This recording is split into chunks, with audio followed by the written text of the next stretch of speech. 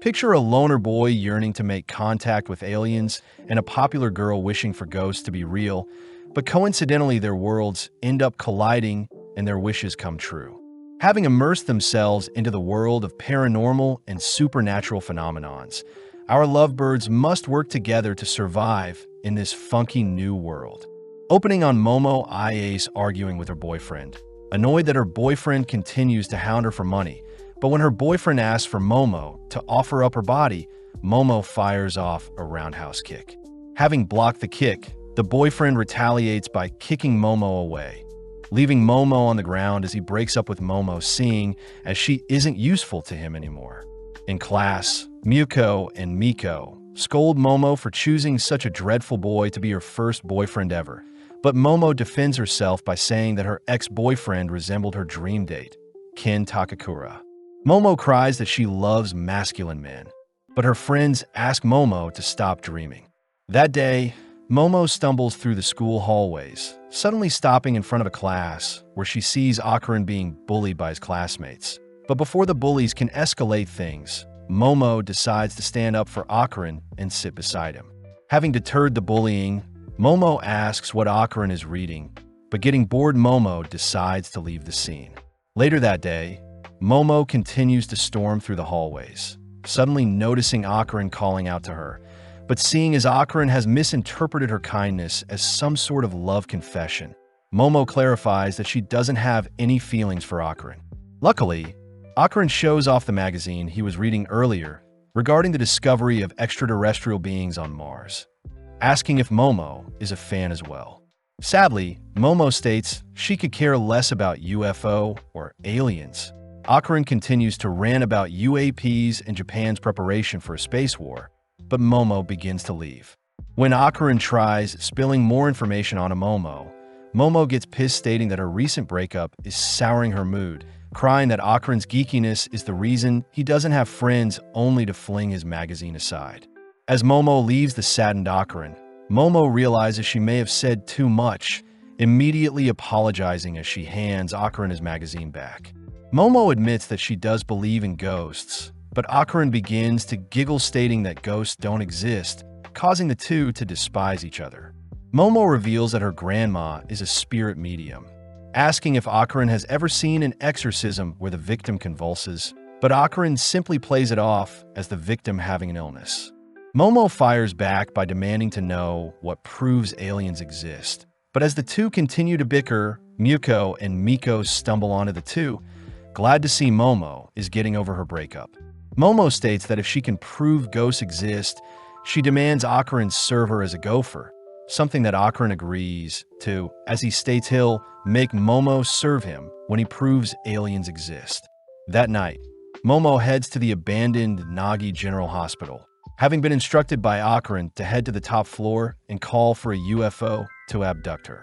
Momo is freaked out by the rundown location, wondering what sorts of things these aliens will do to her once abducted. But Momo gets weirded out hearing that Akaran may have been abducted in the past, but his memories seem to have been wiped. As for Akaran, he's seen visiting an abandoned railway tunnel as instructed by Momo, boldly heading over some guardrails as he declares he'll prove ghosts don't exist. With some teasing from Momo, Akaran soldiers on into the dark tunnel, but Akaran gets furious hearing that Momo has never met a ghost before. Momo reminds Akaran that her grandma is a spirit medium and that her grandparents mean a lot to her, seeing as her parents are never around, something that makes Akaran feel sorry for Momo. Momo adds that her family is quite weird, having been forced in her younger years to uphold rituals on her way to school for good luck, but naturally such a thing caused her to be bullied by the kids her age. But worst of all, the boys she liked made fun of her. Momo remembers blaming her grandma for making her feel so outcast, feeling bad that her relationship with her grandma grew distant since then. It's also the reason Momo believes in ghosts so much as she wants to defend her grandma's beliefs. Momo had realized that she hated the fact that the boy she liked didn't believe in ghosts, and in turn her grandma, something that Momo refuses to compromise on, especially since her grandma did so much to raise her. But having said too much, Momo asks why Akaran believes in aliens. Akaran states that he doesn't have any solid reason like Momo to believe in aliens, but having discovered some bloody footprints leading up to him, distracting himself by pointing out how easy it is to speak to Momo over the phone. Slowly getting freaked out, Akarin checks behind him for any ghost. But upon turning back into the tunnel, Akarin stumbles onto the ghost of Granny that morbidly offers to do kinky things to Akarin. Terrified, Akarin sprints back through the tunnel, reporting to Momo that he found a ghost. But as Akarin continues towards the exit of the tunnel, the exit suddenly seems more distant than before. When Akarin turns to check on the ghost Granny, the entire tunnel turns red, hearing from Momo that the Turbo Granny ghost is a creature you should never lose to in a race, seeing as you'll be cursed if you lose. As the Granny sprints after Akarin, it easily catches up to him, forcing Akarin to hang up on Momo, scaring her. Rushing to check on Akarin, Momo instead notices some flashing lights, only to notice 3 businessmen staring at her. With Momo attempting to flee, she's ultimately captured, waking up bound to a chair only to hear the 3 businessmen utter that they are Serpoians from the planet Serpo. Momo is shocked to be speaking to aliens, but gets annoyed seeing as they ripped her clothes off of her, demanding to be set free. The alien Rokuro reveals that their species reproduces by cloning and doesn't house any females, stating that they want to reclaim their former glory by mating with a human, unveiling a mechanized serpent that horrifies Momo. Momo declares that her first time will be reserved for Kin Takakura, but as the aliens hold Momo down, they begin arousing Momo by tampering with her brain waves using psychokinesis. The aliens are impressed that Momo is resisting their arousal, but as the aliens try to force themselves onto Momo, they suddenly hear a ring from Momo's phone. As one of the aliens picks up the call, Turbo Granny can be seen emerging from the phone, immediately dispatching one of the aliens. It's revealed that Akarin had been cursed by Turbo Granny and seems to be struggling with control over his new body. But as Turbo Granny takes back her body, we see the aliens unveiling their true form. Revealed to be disturbing frog-looking monsters, one of the aliens attempt to bind Turbo Granny with their psychokinesis, but Turbo Granny simply speeds up dispatching another alien. When Granny hunts down the third, she is ultimately caught and flung into a nearby wall. But with Akarin able to temporarily gain control of his body, he is annoyed that he never was able to make contact with aliens even when he was a young boy calling out to them.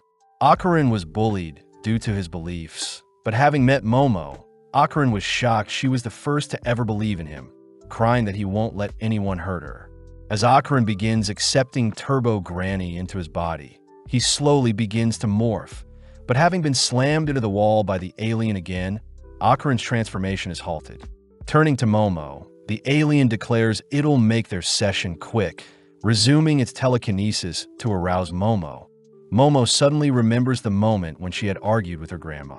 When Momo had told her grandma about the boy she liked bullying her, her grandma had asked Momo to tense her abs and fire off some chi from her head to scare away the bad spirits. But having been reminded of the boys bullying her, Momo had run off blaming her grandma for her bullies. In the present, Momo is in a daze, heeding her grandma's advice, choosing to flex her abs only to surprisingly break free from her chains. Akarin cries that Momo is using psychic powers that even disrupt the alien psychokinesis, but seeing her newborn powers, Momo declares that her grandma was right all along. Sending out a flying kick, Momo is reminded of her ex-boyfriend, officially dispatching the third alien as it's sent flying into its UFO. As the area around her begins to fall apart, Momo searches for Akarin, only to notice Turbo Granny has taken over his body. When Granny tries pouncing on Momo, Momo lets loose her powers to knock Granny out of Akarin, but seeing as Granny is still cursing Akarin, Momo watches Granny vanish, taunting Momo to seek it out in the tunnel if she wants Akarin's curse lifted. At the same time, we see the UFO flying towards the abandoned hospital, ramming through it only to crash land onto the road nearby. With the duo barely surviving the crash, they both acknowledge that aliens and ghosts are real, but Momo is annoyed that she has to continually suppress Akarin's curse with her psychic powers. Seeing as he needs to defeat Turbo Granny, Akarin gives Momo his clothes, apologizing for getting Momo involved as he states he'll deal with Turbo Granny himself. Momo reminds Akarin that he needs her powers to fight Granny, But as Akarin accepts Momo's proposal, he asks Momo to please cover herself up. Getting flustered, all of a sudden, Momo takes the chance to ask for Akarin's full name, coincidentally hearing that Akarin's full name is Kin Takakura as well. With Momo refusing to believe Akarin has such a cool name, we see Akarin's curse slowly taking over again, forcing Momo to suppress it with her psychic powers. Momo states that Akarin will be his nickname moving forward, but as the duo walk back home, the sun begins to rise, meaning they'll have to wait till night to face Turbo Granny, since ghosts only come out at night. Seeing as Akarin needs some clothes, Momo takes him to his granny's place. But Momo warns Akarin that her grandma despises boys, especially her ex. As the two enter the property, Akarin passes by a torii gate that suddenly ignites his body. But seeing no other choice, Momo tosses Akarin into a nearby river with her powers. Seeing as the gate had a protective totem on it, Momo apologizes, removing the barrier only for Akarin to safely enter the property. As the duo enter Momo's home, they head upstairs where Momo begins to change, but seeing as they broke line of sight, Momo orders Akarin to face a wall while she changes, that way she can still suppress Akarin's curse. Having changed into a fresh fit, Momo tosses Akarin one of her jackets, but Momo wonders how Turbo Granny cursed Akarin. Realizing something, Akarin checks his pants, realizing that his reproductive organ is missing, something Momo is curious to verify. Denying Momo access, Akarin gets changed, admitting that he only started talking to Momo since he had never had a friend before, and it seemed that Momo would be his best bet at first. Akarin admits that Momo lives a far different life than his, apologizing for getting Momo involved with such dangerous things. But Momo gets annoyed at Akarin for assuming how she feels. Momo states that Akarin has no friends because he pushes everyone away, something Akarin does not deny. But luckily Momo is happy to continue being Akarin's friend even after his curse is resolved, something that makes Akarin tear up. Embarrassed, Akarin calls Momo ugly, something that pisses Momo off. But before the two can brawl, they both hear a doorbell. Akarin wonders if Momo's grandma is home, but Momo reveals that she's never heard such a doorbell noise before, realizing that a spirit must have entered their property, and it's because they removed the talisman protecting them. Seeing as they need to reinstate the barrier, the duo sneak out the back door, both peeping to see who is at the front door, but no one is there. Akarin takes note of the cloudy sky, only for the surrounding land to be encased in stone, stopping any escape.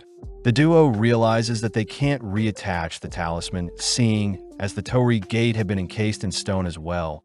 But upon inspecting the talisman a little more, Momo suddenly notices blood dripping from her nose. Right on cue, Akarin cries out in pain, having a nose bleed as well. But as Momo scans the perimeter, she notices a black fog has covered the surroundings. In the sky, a spirit declares that it has found our duo, uttering that a promise has been broken, clapping its hands only to send out a burst of wind. Seeing the spirit firing off a punch, our duo leap to evade, watching as the spirit smashes the talisman into the nearby wall. Terrified, the duo run for dear life, both flung beside the nearby house, only to continue fleeing from the spirit's attacks. Hiding behind the house, Akarin recognizes the spirit as the Flatwoods Monster, an alien that is commonly 3 meters tall and have been seen in the prefectures of Yamanashi, Japan. Momo wonders if there is a link between spirits and aliens, but seeing the monster spitting out the black fog, Momo states that she can't use her full powers while suppressing Akarin's curse. With Akarin's curse spiking again, the duo flee from their hiding spot, seeing as the monster smashed the area they were in while searching for them. As Momo suppresses the curse, Akarin takes note of the state of Momo's home, realizing that he can't stand idly by and watch the monster wreak havoc anymore.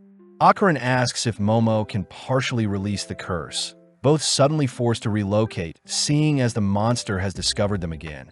But Akarin cries for Momo to continue suppressing Turbo Granny's mind control whilst allowing the physical enhancements through. Seeing no other choice, Momo focuses in, slowly allowing the curse to take over Akarin's body, But as the monster throws an axe kick onto the duo, Akarin rescues Momo, having transformed with Momo's help.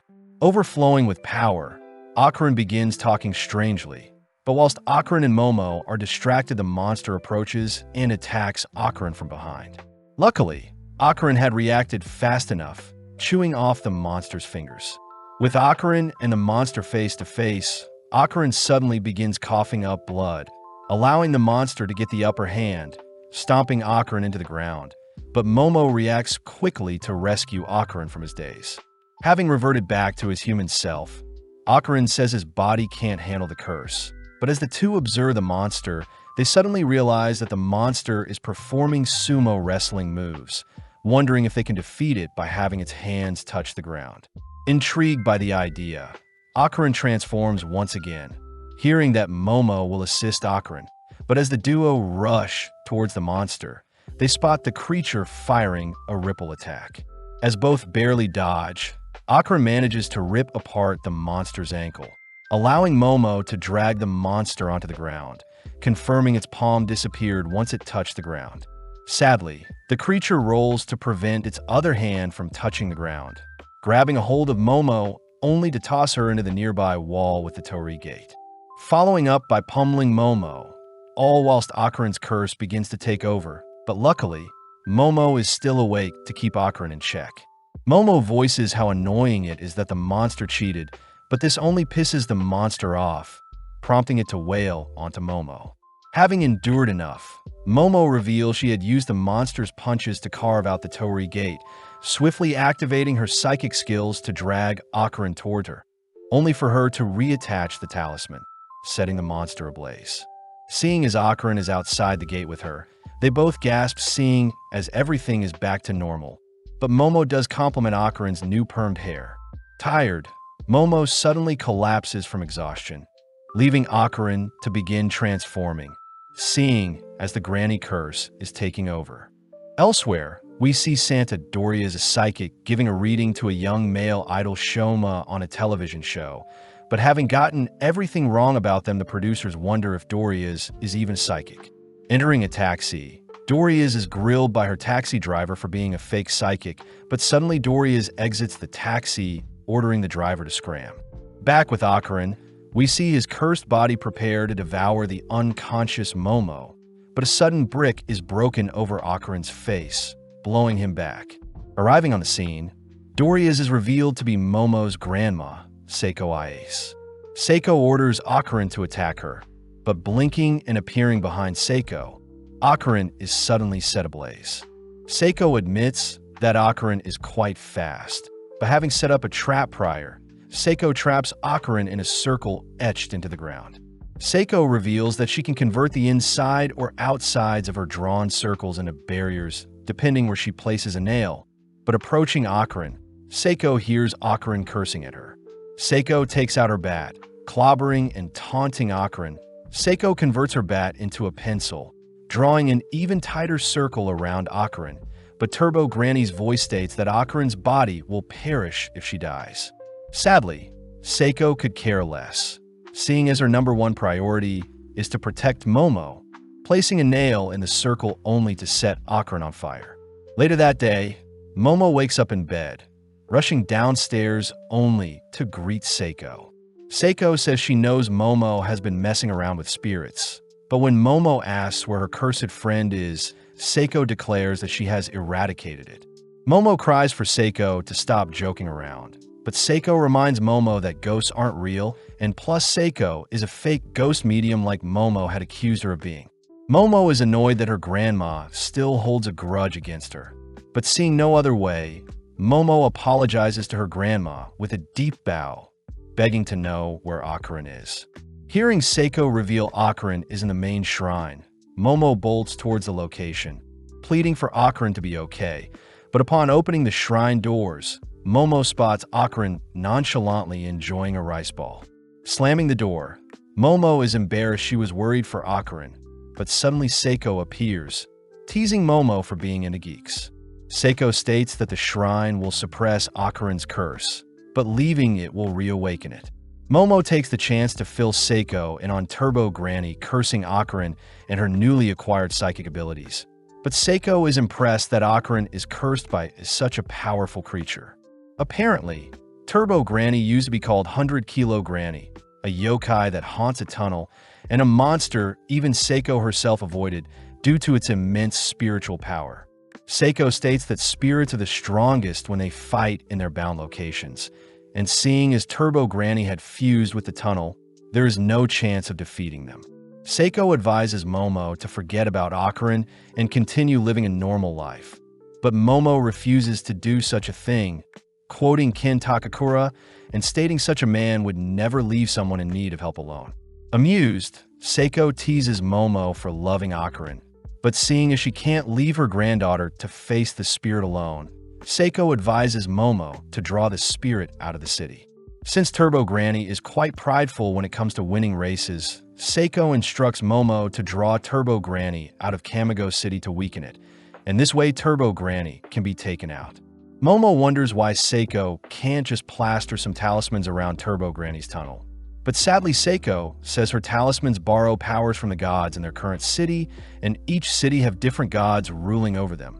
Meaning once the granny is out of the city, the talismans will be no help. Seeing as drawing the granny out from their bound city is the only way, Seiko states that Akarin must begin training to outrun the Turbo Granny.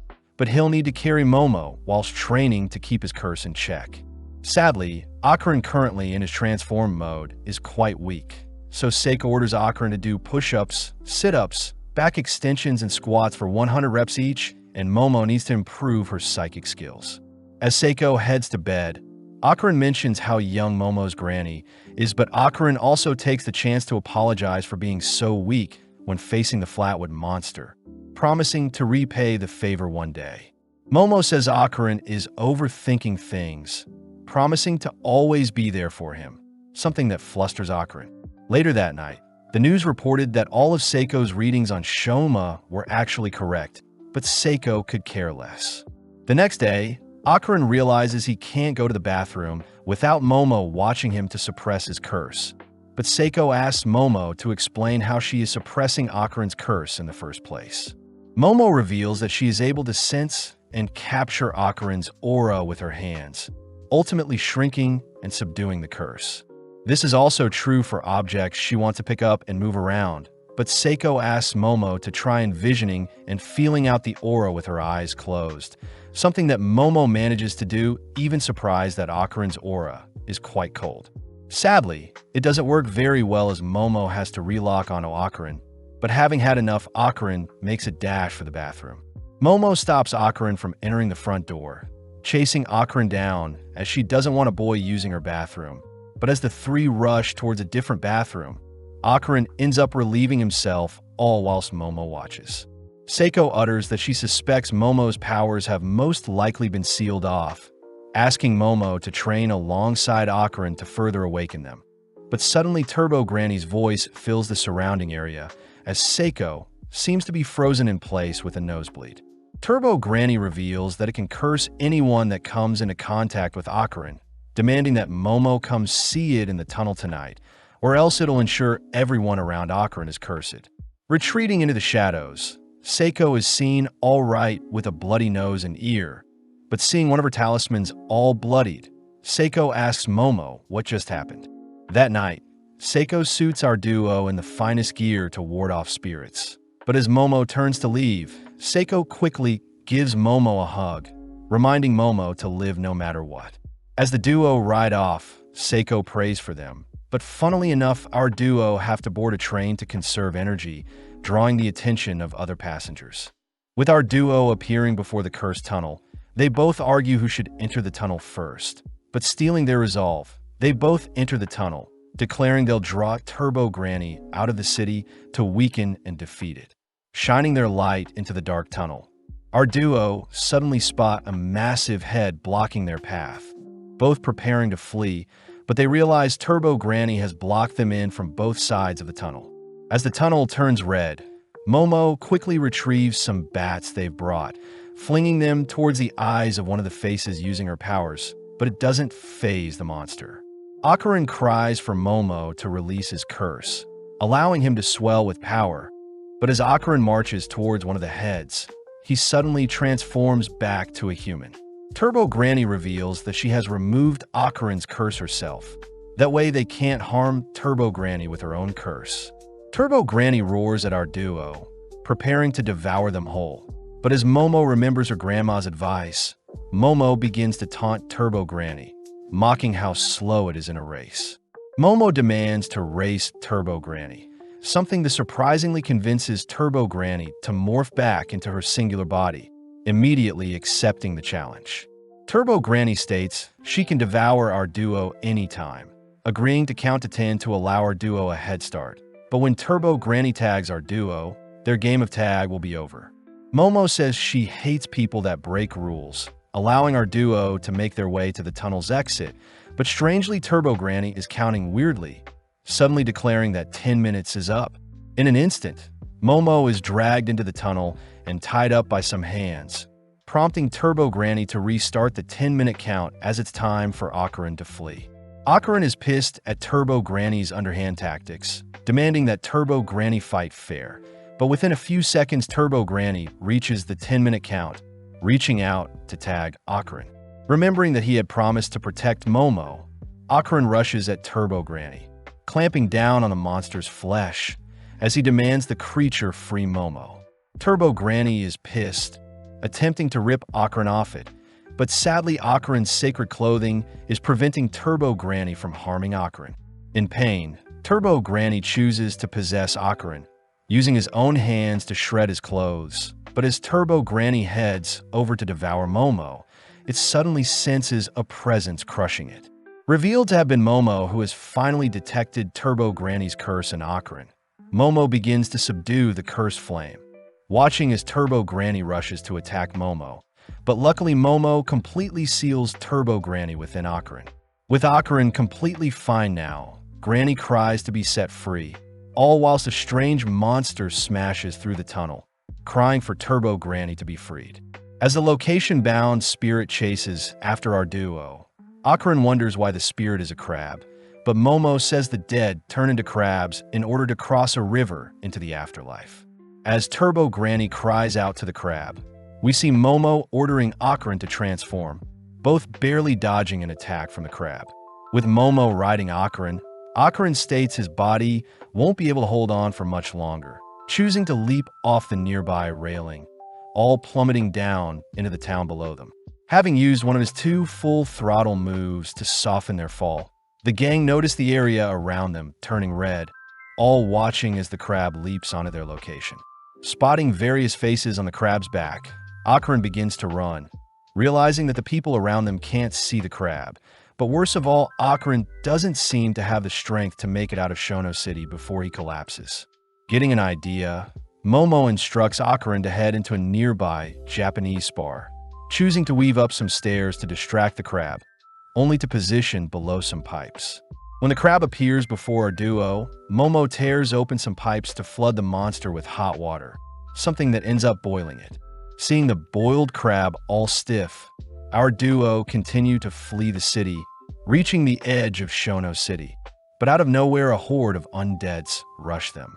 Turbo Granny utters that a cemetery is near the edge of Shono City, and Granny is now using the undeads to hunt down our duo as well. When Momo tries to run alongside Akarin, she suddenly trips, giving the undeads along with the newly healed crab a chance to surround them. Something that makes Momo ask Akarin to use his final full throttle. Seeing no other way, Akarin transforms, suddenly bursting through the horde of undeads attacking them, assisted by Momo, who helps move away some of the undeads with her power. Having used some power lines as an anchor point, our duo managed to run alongside a building to evade the swarm of undeads, suddenly cut off by the massive crab. Luckily, Momo tosses a car at the crab, buying Akarin enough time to scale the monster and use it as a launch pad to reach a nearby crane. Swinging around the crane with Momo's powers, our duo launch themselves towards a nearby moving train. But before they can reach the train, Akarin suddenly reverts back to a human. Desperate, Momo expands her psychic palms to slow down their fall, crying for Akarin to transform once more, giving Akarin the courage to surpass his limits and transform in time to soften their fall. With our duo both fatigued and exhausted, Momo hurries Akron to move, seeing as they're almost out of the city, but realizing that Turbo Granny is no longer sealed inside of Akron. Turbo Granny appears, kicking our duo to the ground. Seeing as Turbo Granny has completely bested them, Momo states she hates people who cheat, something that pisses off Turbo Granny as she merges with her crab body, offering Momo another chance to flee. Turbo Granny offers to count to 20 minutes this time, but Momo says she'll only need 1 second, suddenly using her powers to latch onto the moving train nearby, all whilst dragging the exhausted Akron with her. Horrified, Turbo Granny begins chasing after the train, barely losing to the train's immense speed, but racking its brain. Turbo Granny manages to leap onto the train before it leaves her behind. Although Turbo Granny is in front of them, Momo cries that they've already won, suddenly zooming out only to see Seiko at the edge of Shono City, having plastered her talismans in the adjacent city of Kamigo City in preparation for the monster. As Momo holds off Turbo Granny from advancing, the train passes into the next city, prompting Turbo Granny to suddenly erupt, spewing out the bodies of its past victims. At the next station, Momo confirms that Turbo Granny is indeed defeated, cutting to the next day, where Seiko takes our duo to pray at the tunnel. Apparently, many girls were attacked near Turbo Granny's tunnel, and it may have been the girls' unfair deaths that ultimately drew Turbo Granny to set its nest near the tunnel. But it's still wrong for a spirit like Turbo Granny to attack the living out of vengeance for the girls who unfairly met their fates. Seiko reminds our duo to never disrespect the dead, as it's the bare minimum to coexist with spirits. But Seiko is glad that Momo and Akron made it out in one piece. At home, Seiko and Momo argue over who gets to eat more boiled crab, all whilst Akron sits awkwardly. Seiko takes the chance to check if Akron's reproductive organ has returned, chasing him around the room, all whilst Momo slurps up the crab meat. Seeing as it's getting late, Akron bids Momo and Seiko farewell, but before Akron leaves, Momo says she'll see him tomorrow at school, exciting Akron. The next day, Akron wonders how he should greet Momo, nervously walking by Momo so as to not embarrass himself. But out of nowhere, Momo lightly shoves Akron, having been waiting for him. As the two walk to their classes, Momo wonders why the aliens she met were all guys and what they eat to survive. But as the two depart to their separate classes, Akron is immediately back to being bullied by his classmates. Sitting down, Akron calms himself, seeing as he's finally made a friend who accepts him for who he is. But as we follow Momo, we see she is completely zoned out of class. Miko and Muko fears Momo is still thinking about her ex-boyfriend, but is surprised to see Momo acting strangely. In class, both Akron and Momo yearn to speak to each other, both waiting out their classes only to accidentally pass each other, squeezing through a horde of people. With both Akron and Momo visiting each other's classes, funnily enough, they both barely miss each other, both wondering if the others dislike them. Seeing as their lunch break is almost over, they both reluctantly prepare to head back to class. But having not seen where they were going, they both bump into each other, accidentally touching lips. They both confess that they've been searching for each other, accidentally making the moment awkward as they wonder what they should say next, but out of nowhere, Miku and Muko cry that they just saw our duo kissing. Immediately, the lovebirds defend themselves by insulting each other, ending their argument as they both storm back to class. But Akron chooses to take a pit stop in the bathroom. When Akron goes to relieve himself, he suddenly realizes something is missing, cutting back to Momo, where her classmates all pester her over a new love interest. Out of nowhere, Akron appears, signaling to speak with Momo alone, but still angry about their argument earlier. Momo refuses to leave her seat. As Akron continues to beg, he admits he was wrong to insult Momo earlier, but Momo is still too stubborn to budge. Momo's friends are amazed at Akron's persistence, but seeing Momo's cold demeanor, Akron wonders if Momo truly cares about him, seeing as she refuses to speak to him when she is around her friends. That evening, Akron wanders around the lockers in search of Momo, but having accidentally bumped into Arya Shirtoria, Akron is caught off guard. Arya strangely utters that she knows Akron is a kind person, all whilst Momo stumbles onto Akarin chatting with Arya. As Arya leaves with Tsubame, Arya begins mocking how pathetic Akarin behaved in front of her, something that pisses Momo off. Using her psychic powers, Momo smashes a metal bowl onto Arya, knocking her out. With Tsubame and Anzu checking on Arya, Akarin prepares to help as well, but Momo grabs on Akarin. Momo says they should head home, glaring at Arya as she cries most girls aren't deserving of Akarin's attention. On the way home, Momo apologizes for being so stubborn earlier, admitting that their little kiss got her flustered. Seeing as they've made up, Akarin reveals that although they've defeated Turbo Granny, it seems his balls are still missing. Sitting down with Seiko, Akarin explains the situation, all whilst Momo laughs her head off. Needing to solve the issue, Seiko states they'll be peeping into Akarin's soul, taking out a mirror only to have Akarin plunge his feet into a water bath. With Momo retrieving a doll and a talisman, Seiko begins her ritual, first slapping Akarin with a paper fan only to order for the spirit within Akarin to leave. Sadly, nothing happens, but Momo declares that Akarin's aura briefly changed when he was smacked, prompting Seiko to order Momo to rip out the thing infecting Akarin's soul. As Seiko smacks Akarin once more, Momo pulls as hard as she can, all turning to face the doll, only to notice the talisman beside it turn red. In an instant, the doll flees the scene, forcing our trio to chase after it, but needing a faster way to track it down, Momo closes her eyes only to reach out to the doll's soul. Seeing as the doll was hiding in a closet, Momo smirks at the adorable doll cursing at them. But when Seiko inspects the doll, she states that Turbo Granny is inside the doll. Apparently before Turbo Granny was incinerated by Seiko's talismans, it had converted into its astral form and hid inside of Akarin's soul in hopes of retrieving its full strength one day. Sadly, Momo states that they have no intentions of allowing Turbo Granny to return to its full strength, but Turbo Granny throws a fit, stating that she'll snap everyone's bones. Akarin threatens to eradicate Turbo Granny if it doesn't return his balls, but Turbo Granny states that if she perishes, Akarin will never get back what he wants. Turbo Granny tries, ordering Akarin to slay Seiko and Momo, but out of nowhere Akarin transforms, confusing Momo, seeing as Akarin shouldn't be cursed anymore. Seiko reveals that when Turbo Granny's soul was ejected from Akarin, her spiritual powers remained within Akarin, and only Seiko herself can place Turbo Granny back into Akarin, something that makes Turbo Granny sweat.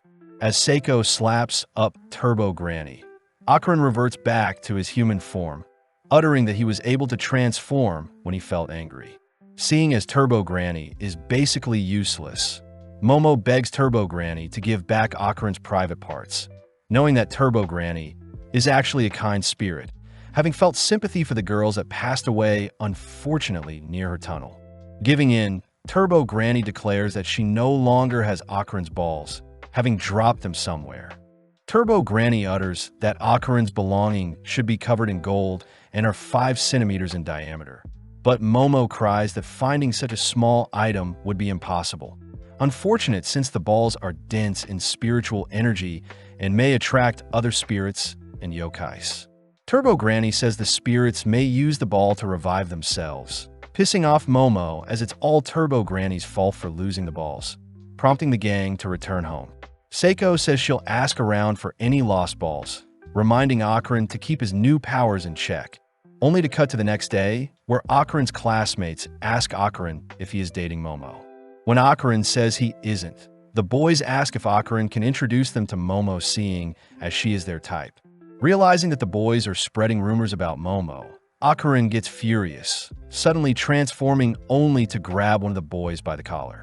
As the boys crumble in comparison to Akarin's strength, they beg to be let go, snapping Akarin out of his daze. Rushing to his table, Akarin tries calming down with some reading, only to realize Turbo Granny had snuck into his bag. Instantly running towards a secluded place, Akarin demands to know why Turbo Granny is at school with him. But Turbo Granny tries beckoning Akarin to allow her into his body, and in exchange, she will help him control his powers. Akarin says he won't be falling for any of Turbo Granny's scheme, suddenly stuffing the doll back into his bag as he hears a voice call out to him. But luckily, it's it's only Momo. Akarin tries telling Momo about Turbo Granny sneaking in his bag, but Akarin suddenly realizes how cute Momo is, beginning to run away, all whilst Momo chases after him.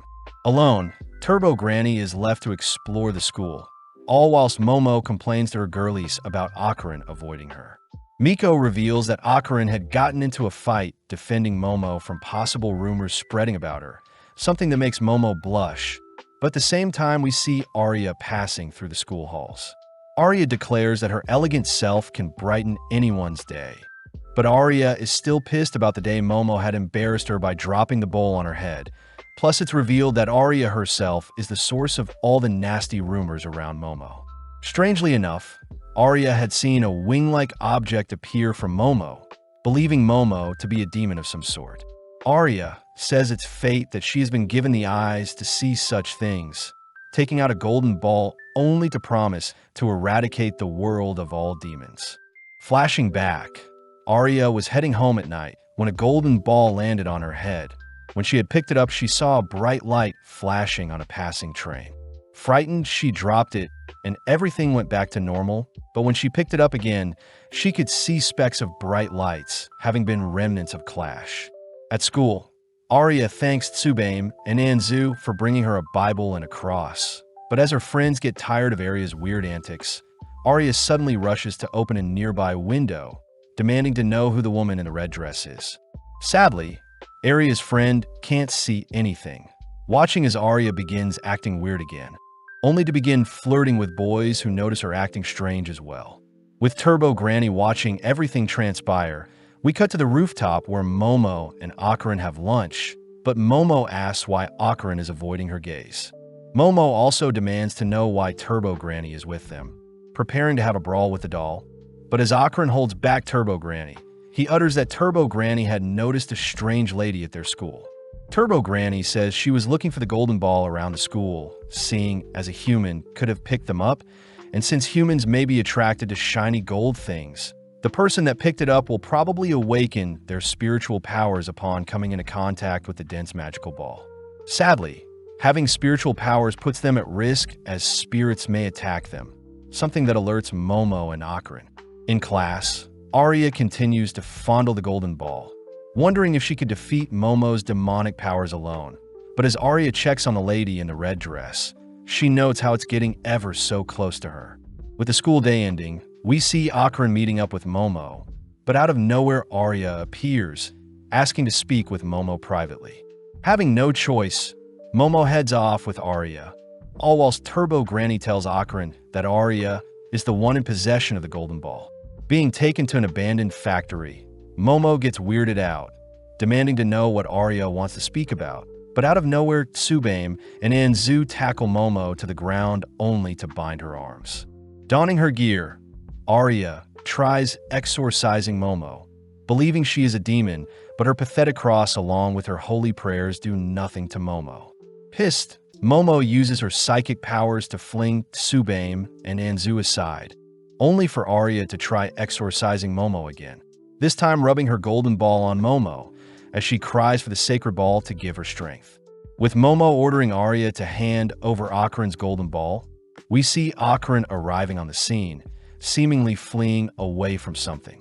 At that moment, we see the red-dressed lady tackling Arya, muttering that it's been waiting so long for Arya to finally see her.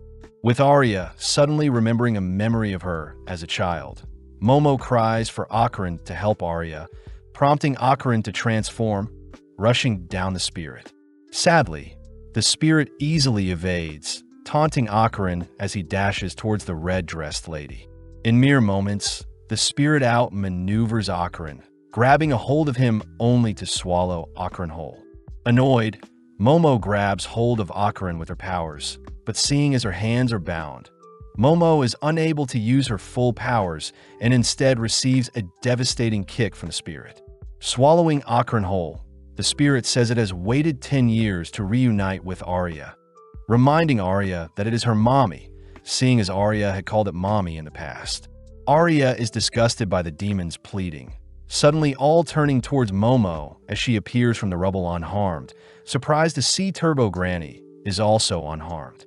Turbo Granny takes out a phone she stole, declaring the spirit before them is acrobatic Silky. But as Arya cries she'll eradicate monsters like the tall lady before her, the spirit gets upset, gobbling down Arya whole as well.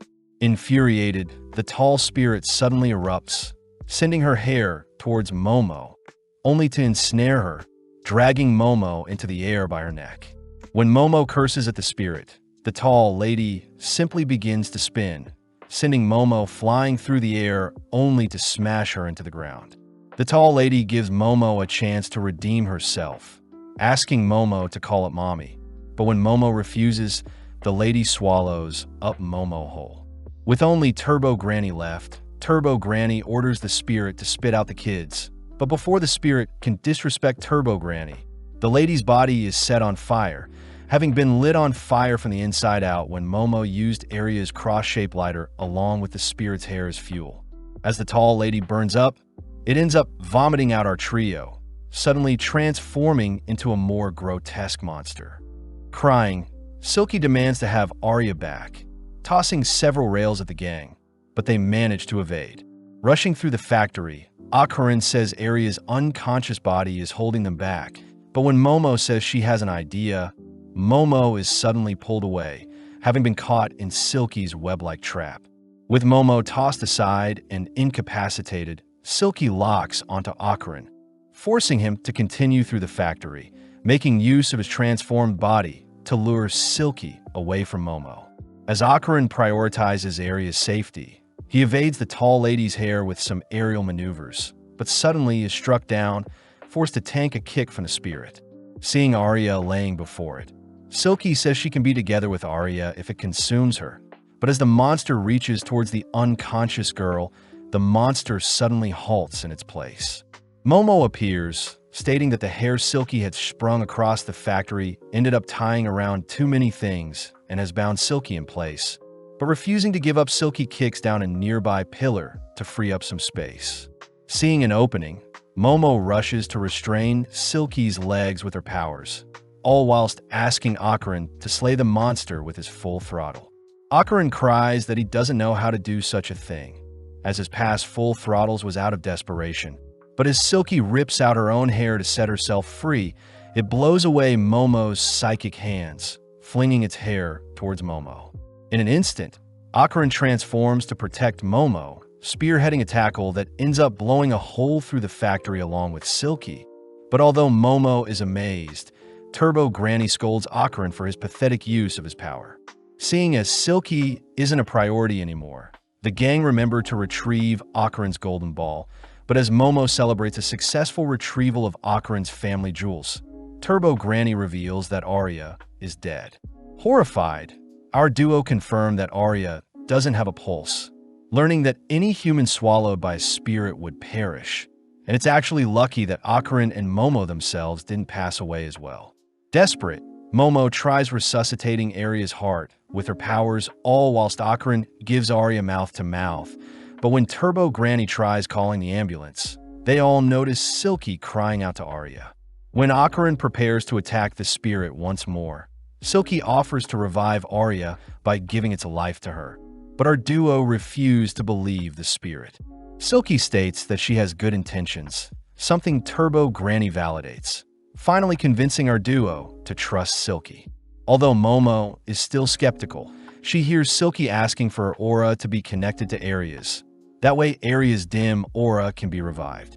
Seeing no other option, Momo focuses in managing to connect both auras, but suddenly we get a peek into the tall lady's life. Having done anything for work, Silky was revealed to have a child that meant the world to her, forcing Silky to take on odd jobs just to make a living and raise the child. With time passing by, Silky's daughter grew fond of ballet, ultimately receiving a red dress that she treasured. Sadly, Silky had borrowed money and failed to repay her dues, leading her loan sharks to punish Silky and take her daughter as collateral. Pissed, Silky had frantically tried chasing after the loan sharks, but with her wounds getting the best of her, Silky passed away soon after. Flung into another world, Silky danced mindlessly at her cruel fate, feeling lifeless, especially since her reason for living was no longer with her. One day, while Silky was roaming around as a spirit, a young Arya had called out to her, mistaking Silky as her mother, but Arya's father reminded Arya that her mother had passed away. From that day onwards, Silky had claimed Arya to be the child she must protect, but in the present Arya finally awakens, all whilst Momo breaks into tears. Ocaran prepares to attack Silky, seeing Momo hurt, but Momo cries for Ocaran to chill out, allowing Silky to finally say her final piece.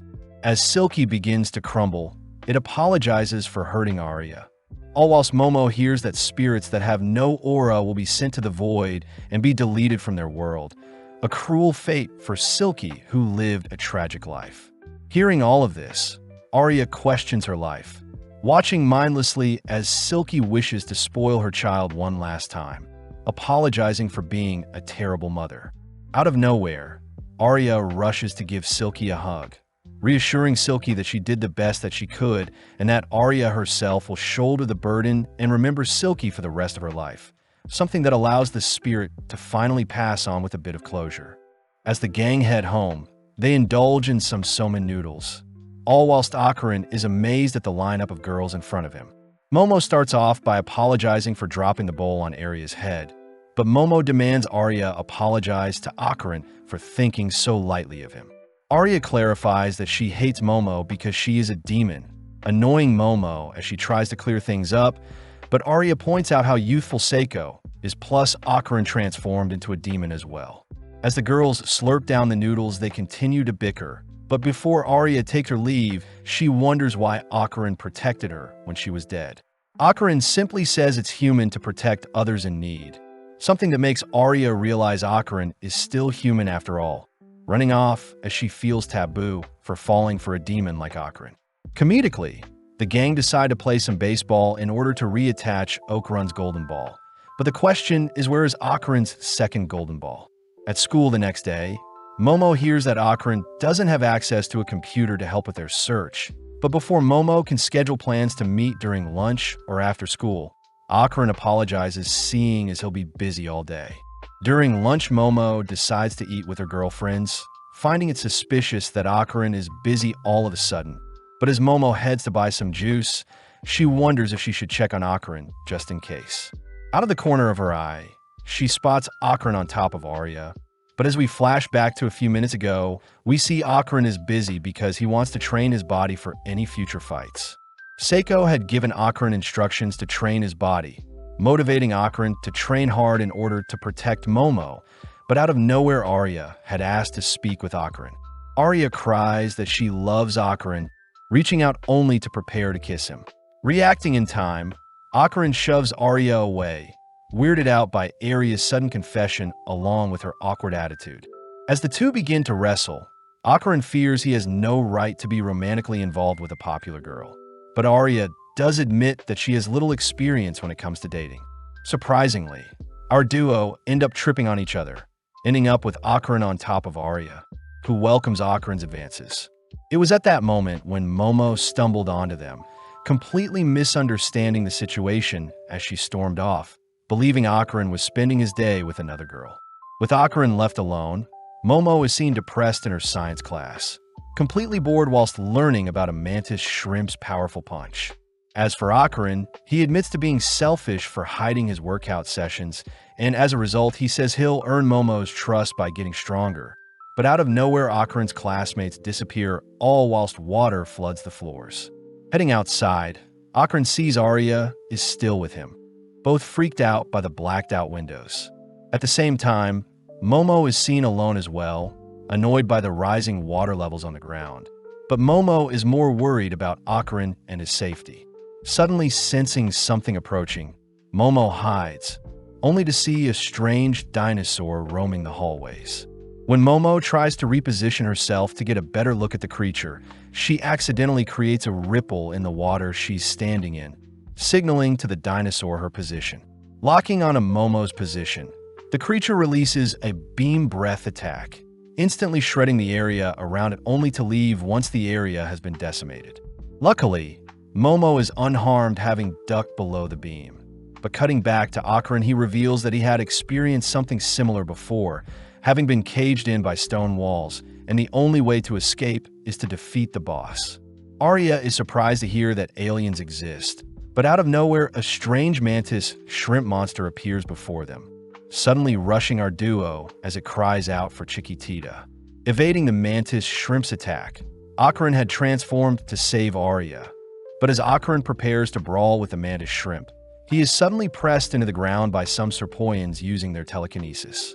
Arya tries, ordering the aliens to vanish, but with the wave of their hands, the Serpoians knock Arya back, revealing that it was them who created the black veil over the school to only allow those with high spiritual power through. The Serpoians reveal that they are after Akaran's powers, and they want to experiment on Akaran to harness his curse, forcing Akaran to give in as the Serpoian's psychic powers are seemingly preventing Akaran from transforming. As the aliens raise Akaran into the air, ready to experiment on him, some strange hair suddenly wrap around the aliens, followed by a torrential gust of wind revealed to be Arya transformed, having taken on Silky's ballet fighting style. Having knocked down 2 of the 3 Serpoians, Arya quickly covers her eyes, seeing as Akaran is basically naked, but Arya turns around realizing a single Serpoian and the mantis shrimp are working together. As the shrimp attacks Arya, Arya chooses to ignore the shrimp, running along the wall only to target the lone Serpoian, but Arya is caught off guard when she is blown back by the alien's telekinesis. The shrimp is annoyed to have been caught in the crossfire, but as Arya makes note of the alien's powers, she continues to dance around the shrimp's advances. As Akaran searches the classrooms for spare clothes, he gets blown back by the shrimp's attack, impressing Arya, but when the Serpoian launches another telekinetic blast, Arya simply hides behind the shrimp to evade. Arya wonders if the shrimp is in love with her, taunting the creature whilst avoiding its attacks, but retaliating, Arya fires off a roundhouse kick only to catch the creature with a direct uppercut kick, pinning the monster into the ceiling. When Arya turns to face the lone Serpoian, she is suddenly flung into the nearby wall, having underestimated the alien's powers, but having bought enough time. The Serpoians all reveal their true forms, all whilst the mantis shrimp seems to have fully recovered. Arya tries cursing at the aliens, but is blown through a wall when struck by the shrimp's punch. But as Arya writhes in pain, Akaran suddenly calls out to them. Akaran covers up his private parts, slowly waddling over to Arya's position only to transform whilst naked. Sadly, the Serpoians simultaneously pin Arya and Akaran down with their telekinesis, completely negating their transformations. But seeing as the Serpoians can't move, they have the shrimp bash Akaran's head in. Surpassing his limits, Akaran manages to transform and headbutt the shrimp away, but it's revealed that Momo was the one that helped weaken the alien's telekinesis. Pissed to see there are Serpoians in front of her. With it being a 3-on-3 match, Akaran and Arya transform ready to attack, but Momo gets flustered seeing Akaran is still naked, all suddenly pinned down by the Serpoian's telekinesis. The Serpoians take the chance to wake up the mantis shrimp, artificially injecting the monster with power, only for the mantis shrimp to suddenly evolve before their eyes. In the blink of an eye, the shrimp pummels Arya and Akaran with several punches, but before the duo can be knocked out, Momo comes to her senses, fighting off the Serpoian's telekinesis with her own psychic powers. Trying again, Akaran and Arya transform, prompting Arya to lead with an axe kick onto the shrimp, but the shrimp blocks only to send Arya into the ceiling. As the shrimp fires a devastating punch onto Arya, Akaran intercepts, rescuing Arya. Working together, Akaran helps maneuver around the shrimp's speed, all whilst Arya nails the shrimp with several kicks. But this makes Momo jealous. As Momo loses focus, the Serpoians manage to pin our trio down, but out of nowhere the water level rises absurdly, suddenly drowning everyone. Although our trio are able to breach the surface, Momo realizes that the nearby walls and ceiling are all water as well. But suddenly the building's lights turn off. Sensing a disturbing creature swimming by them, Momo cries that they should find an escape route, but Akaran states that the monster before them is called Nessie, something Arya adores about Akaran.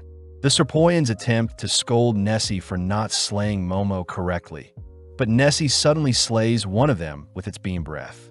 As Akarin and Momo flee for dear life, Arya is suddenly struck from below, sent flying into the area of water that replaces the ceiling, all whilst the attacker is revealed to be the mantis shrimp who thrives underwater. Funnily enough, the shrimp still needs to breathe air. Worst of all, Akarin realizes that Turbo Granny's powers can't swim. As Momo and Akarin continue to swim to evade the shrimp's punches, Momo says she can't rescue Arya, seeing as the shrimp is in the way. When Akarin offers to distract the shrimp for Momo to retrieve Arya, Momo gets annoyed, accusing Akarin of only caring for Arya. Seeing as Momo is still angry about earlier, Akarin reveals that everything he's done is to impress Momo, flustering her as he pushes Akarin away. At that moment, our duo are struck by one another of the shrimp's punch, forcing Akarin to tackle Momo aside as they both gaze into each other's eyes in the water. Getting an idea, Momo propels Akarin towards a shrimp only to divert their course towards the ceiling to evade the shrimp's attacks. Having entered the ceiling, Momo grabs hold of Arya, all heading into a room where Momo manages to resuscitate Arya. Momo orders Arya to strip, seeing as their clothes are holding them back. But as we follow the mantis shrimp and the serpoians, they seem to be fleeing from Nessie, who seems to be slaying everything in its path, forcing the serpoians to prepare to merge with the others. As Arya and Momo ride Akarin, they all dive in the water to face the aliens. But upon realizing that the serpoians have merged with both Nessie and the mantis shrimp, our trio hurriedly evade the monster's beam attack. Breaching the surface for some air, the gang realize that the monster is absorbing water for its next beam attack, prompting the gang to agree to try and break the monster's neck to render the attack useless. Submerging once more, Arya takes charge by wrapping her hair around the monster's neck, choosing to dive towards the monster with her leg outstretched, but sadly the monster intercepts Arya with its fist, following with a flurry of attacks that stall long enough for it to unleash another beam attack. Racing against the beam, Momo and Akarin manage to rescue Arya, realizing that the monster has the beam attack and the shrimp's close quarter punches. As our trio flees from the monster, Momo realizes something, but before she can say anything, an explosion separates our trio. Momo is revealed to be the monster's main target, barely able to hold her breath whilst in the water. But as the monster throws out a punch, Momo suddenly removes the water in their surroundings. Momo knows that mantis shrimps aren't able to unleash their full power on land, seeing as the impact from their punch would shred their own bodies. A weakness Momo has used to have the monster tear away at its own body. As a last-ditch effort, the monster latches onto Momo, attempting to drown her whilst it charges up another beam attack. But Arya had reacted fast enough, latching onto the monster, all whilst giving Akarin a direct path towards Momo.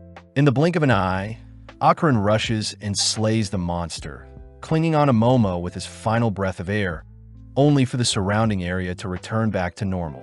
Momo and Akarin are relieved to be back in the school, but realizing that they are naked and soaking wet, our trio flee the scene, all whilst the other students demand to know what is happening. Elsewhere, we see the school nurse, Ju, asking if our trio is being bullied, but sadly our trio utters nothing.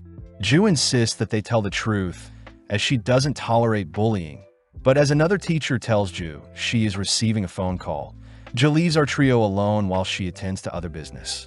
Both Momo and Arya begin to break down, seeing as their public image is ruined, but Akarin wonders why the aliens were after Turbo Granny's power. Momo asks how Arya was able to use Acro Silky's powers, reasoning that since the tall lady revived Arya, it would make sense she now shares the tall lady's powers. But Akarin states that Arya herself may also be a target, seeing as she has powers. Momo finds it strange that the aliens want Turbo Granny's yokai powers, but Akarin utters that it must be because the demons and aliens of Earth are fighting against the aliens invading their world. This also explains the reason for aliens needing to experiment on spiritual humans. But regardless, the girls continue to cry that everyone has seen them naked, all agreeing to blame the mess on Momo, who asked everyone to strip. Right on cue, Arya's friends enter the room to retrieve Arya, blaming the mess on Momo, but Momo could care less. Now alone, Momo demands the reason why Akaran was on top of Arya. But as Akaran mutters that he was secretly trying to get stronger to impress Momo, Momo can't help but admire Akaran. Hearing that Akaran was getting stronger for her sake, Momo begins to tease Akaran. But before Akaran can leave, our lovebirds exchange some flirty glances. Out of nowhere, Miko and Yuko appear asking to know why Momo was naked on Akaran. But when Momo tries explaining things, the girls only get more confused. Getting to the bottom of things, Miko deduces that there is a love triangle between Arya, Akaran, and Momo, and Akaran seems to be the one the girls are fighting over. In class, Arya's classmates offer to help Arya with any trouble she is facing, something Arya smirks about seeing as her popularity hasn't diminished whatsoever. But suddenly Arya's classmates blame Momo for embarrassing Arya. Hearing her classmates scheming horrible things to further punish Momo, Arya admits to being the one that spread the heinous rumors about Momo to begin with, refusing to tolerate any further harassment of Momo. As Arya marches through the school halls, she sits alone wondering why she stood up for her sworn enemy. But out of nowhere, Momo appears checking in on her. Momo asks how Arya is doing, but Arya tries putting up a wall between them, demanding that Momo leave her alone.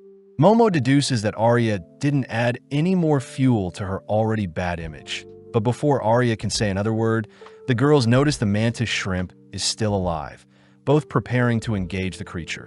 Surprisingly, the monster suddenly collapses, crying out to its baby, Chiquititia. Waking up, the shrimp realizes it's been patched up, but Seiko and our trio confront the monster, wondering if the shrimp is an alien or a Japanese kappa.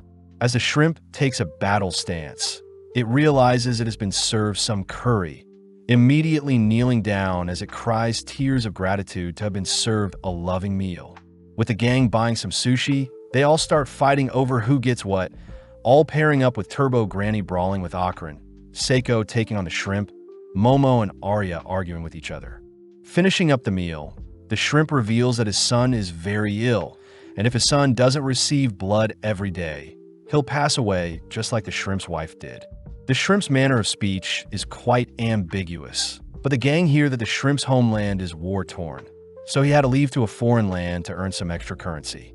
The shrimp begins blaming himself for his son's condition, and worst of all, there is nothing he can do about it, suddenly shedding some tears. Akaran asks what he can do to help, wondering if he can hand over his private parts to help the shrimp get paid, and then the gang can simply attack and retrieve his private parts once the shrimp's family is taken care of. Momo refuses to allow Akaran to be put in danger, but Arya sides with Akaran's selfless offer, prompting both girls to begin arguing. The shrimp says he must get a proper job and not inconvenience our trio further, promising to never harm our trio, but before the mantis shrimp can leave, Seiko says the shrimp's blood stinks. With Seiko sniffing at the bandages wrapping the shrimp, Seiko takes out some milk, asking the shrimp to taste it. But surprisingly, the shrimp utters that the milk is equivalent to the blood that runs through their body. Seiko reveals that the mantis shrimp's blood is similar to cow's milk. And seeing as the shrimp's issue can be resolved with milk, Seiko says she'll give the shrimp a cow to give it an infinite source of blood for his sick child. As the shrimp beams up a cow, he promises to repay the favor in the future, instantly disappearing from the skies. Back inside, our trio begs Seiko to buy them new school uniforms, but Seiko refuses. Momo says they are out of money and must resort to begging, but Akaran points out it is the third time Seiko had bought them a replacement uniform. Seiko orders Momo to do an impersonation of Hiroshi Abe the comedian if she wants her uniform, forced to keep up the act as she answers the doorbell. But Momo suddenly greets Jean and Juji, Momo's childhood friend and first love. Akaran is quite intimidated by Jin's handsome figure, but out of nowhere Jean bursts out laughing, weirding everyone out with his sporadic behavior. As Seiko shows Jean to his room, Seiko reveals that Jean will be living with Momo from today forth. But Momo refuses to live with a boy, all whilst Arya accuses Momo of gathering demonic allies. Seeing as it's getting late, Arya heads home, leaving Akaran to bid farewell as well. But before he leaves, he shyly wishes to see Momo tomorrow at school, something that pleases Momo. Back in the house, Jean scoffs down Seiko's cooking, all while Seiko tells Momo that Jean is living with them since Jin's parents have been hospitalized. As Jean and Momo wash the dishes, Jean takes the chance to apologize for making fun of Momo when they were younger, telling Momo he can see ghosts now. Momo asks if Jean had come into contact with any golden balls, but Jean denies such a thing, telling Momo that after they went their separate ways in middle school, Jean and his family wound up moving out into a house surrounded by a forest. Immediately, Jean felt something was strange with his new home, and when Jean told his family, they laughed it off, leading to one fateful night when the entity haunting him showed itself to Jean. Ever since then, his parents' health had gotten worse, leading Jean to rally together 5 exorcists that could solve his issue, but sadly 3 of the 5 had taken their own lives soon after facing the entity. As a last resort, Jean is asked if Seiko could help him, something Momo reasons was the right thing to do. Jean once again deeply apologizes for making fun of Momo when they were younger, but suddenly Seiko reminds the pair that her powers only work in Kamigo City, meaning Momo herself will have to deal with the issue, and Seiko suspects the golden ball must be behind this somehow. At school the next day, Jean celebrates seeing as he's transferred schools, immediately captivating the girls in his class. Although Jean's parents are hospitalized, it doesn't stop Jean from asking for a girl's phone number, even dancing through the class as he's seated next to Momo and her friends. Unfortunately, Miko and Yuko begin falling for Jean as well, but Jean clarifies to everyone that he and Momo are childhood friends living together, something that Momo's friends forbid, seeing as Momo and Akarin are already a thing. Following Akarin, he is completely lost in thought, agitated at the thought of Jean re-entering Momo's life and being all chummy with her. Akarin fears Momo will stop talking to him if she starts dating Jean, refusing such a reality as he strives to grow stronger. But suddenly Momo appears to check on Akarin. As Momo sits down for her lunch, she offers to feed Akarin since his hands are tied up, but sadly Jean joins them, offering Momo her favorite yogurt drink. Seeing Momo drawn towards Jean, Akarin can't bear the sight of the girl he likes being taken away from him, choosing to leave the scene. But as he turns a corner, he suddenly notices a mannequin bolting towards him. Crying out for Momo, Akarin begins fleeing from the mannequin, but the mannequin easily overtakes Akarin, now charging towards Momo. Momo prepares to restrain the mannequin, but suddenly Jean tackles her to the ground, allowing the mannequin to leap over them, but Momo suddenly spots a golden ball attached to the mannequin. Seeing as Jean is refusing to let go of her, Momo has no choice but to grab hold of the mannequin with her powers, ultimately being dragged along with the mannequin, all whilst Akarin runs after them. Seeing as the mannequin has left the school, Akarin transforms, preparing to race after them, managing to catch up to the mannequin. When Momo tries reaching out to Akarin, the mannequin leaps onto a building, giving Momo a chance to catch the mannequin on a power line, but the mannequin's momentum shreds the power line. With Momo suddenly seeing a bus heading their way, Akarin manages to pull Momo to safety, grabbing hold of her only to fling her and Jean onto his back.